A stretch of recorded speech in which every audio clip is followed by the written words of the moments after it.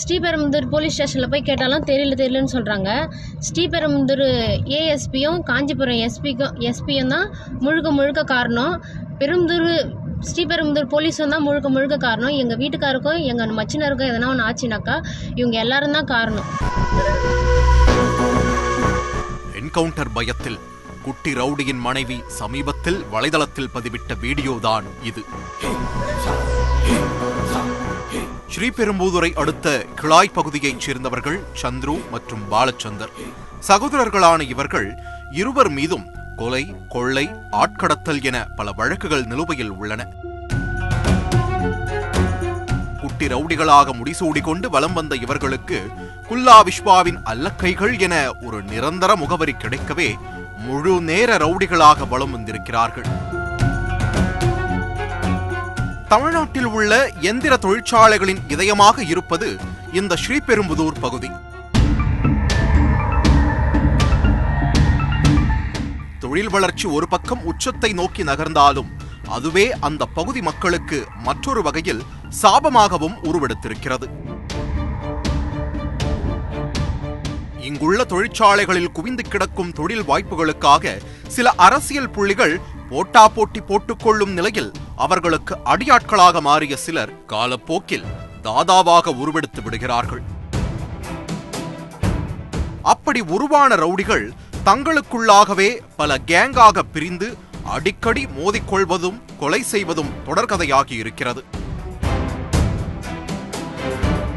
பெரும்பாலும் இந்த ரவுடிகளின் ரப்சர்களுக்கு காரணம் ஸ்கிராப் கான்ட்ராக்ட் தான்.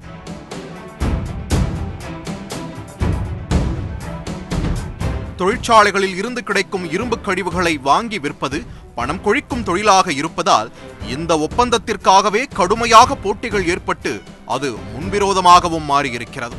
அப்படி ஸ்கிராப் தொழில் போட்டியில் எதிரிகளை பந்தாடி ரவுடியாக ஃபார்ம் ஆனவர்தான் குல்லா என்கிற விஸ்வா A+ ரவுடி பட்டியலில் இடம் பிடித்திருந்தார். இந்த நிலையில் கடந்த சில மாதங்களுக்கு முன்னதாக தலைமறைவாக இருந்த குல்லாவை போலீசார் பிடிக்கச் சென்றபோது அவர் என்கவுண்டரில் சுட்டுக் கொல்லப்பட்டார். குல்லா விஸ்வா சுட்டுக் கொல்லப்பட்ட போது அது போலி என்கவுண்டர் என குற்றம் சாட்டப்பட்டது. அதோடு காவல் நிலையத்திற்கு சென்ற விஸ்வாவை ஒரு காவலர் சுட்டுவிடவா என கேட்கும் வீடியோவும் வெளியாகி பரபரப்பை கிளப்பியிருந்தது. என்னங்க பேசுகிறாரு அவரு? துப்பாக்கில சூடுறாங்க, வெறுப்பாதுங்க, கூட்டுட்டுமா?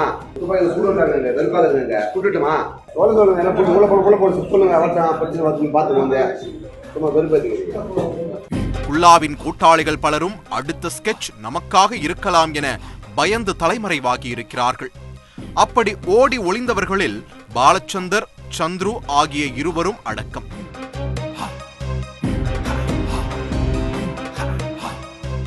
இந்த நிலையில்தான் கடந்த 2019ஆம் ஆண்டு இதேபோல் ஸ்கிராப் தொழில் போட்டியில் திமுக பிரமுகர் ரமேஷ் கொலை செய்யப்பட்டார். அந்த வழக்கு விசாரணை நடந்து வந்த நிலையில் கொலையில் தொடர்பிருப்பதாக கூறி 2 நாட்களுக்கு முன்பு சந்துருவையும் பாலச்சந்தரையும் போலீசார் கைது செய்ததாக சொல்லப்படுகிறது. ஆனால் அந்த கைது நடவடிக்கை இருவரையும் கொலை செய்வதற்காகத்தான் என்று ரவுடியின் மனைவி குற்றம் சாட்டியிருக்கிறார்.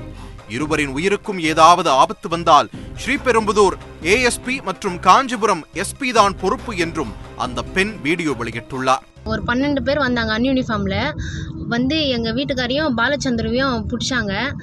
அவங்க கேட்டாங்க போலீஸு, ஏன்டா கோர்ட்டுக்கு வரல அப்படின்னு சொல்லிட்டு கேட்டாங்க. நான் வந்தாக்கா நீங்கள் எதனா பண்ணிடுவீங்கன்னு சொல்லிட்டு தானே நான் வரல அப்படின்னு சொல்லிட்டு சொன்னாங்க. ஏன்னாக்கா எங்கள் வீட்டுக்காரோடைய கேஸ்கார் ஒருத்தர் இருக்கார், குல்லா என்கிற விஸ்வநாதன். அவருக்கு வந்து இப்போ தான் என்கவுண்டர் பண்ணாங்க. என்கவுண்டர் பண்ணதுனால எங்கள் வீட்டுக்காரருக்கும் எதனா நடந்துட்டு போதோ அப்படின்னு சொல்லிட்டு தான் அவர் பயந்துட்டு போல. இப்போ கூட ஸ்ரீபெரும்புதூர் போலீஸ் ஸ்டேஷனில் போய் கேட்டாலும் தெரியலன்னு சொல்கிறாங்க. ஸ்ரீபெரும்புதூர் ASPயும் காஞ்சிபுரம் எஸ்பியும் தான் முழுக்க காரணம். ஸ்ரீபெரும்புதூர் போலீஸும் தான் முழுக்க காரணம். எங்கள் வீட்டுக்காருக்கும் எங்கள் மச்சினருக்கும் எதனா ஒன்று ஆச்சுனாக்கா இவங்க எல்லாரும் தான் காரணம். சமீப நாட்களாக அடிக்கடி ரவுடிகள் என்கவுண்டர் அரங்கேறி வரும் நிலையில் கைதான குற்றவாளிகளின் குடும்பத்தினர் இப்படி வீடியோ வெளியிடும் சம்பவம் தொடர்கதையாக மாறியிருக்கிறது.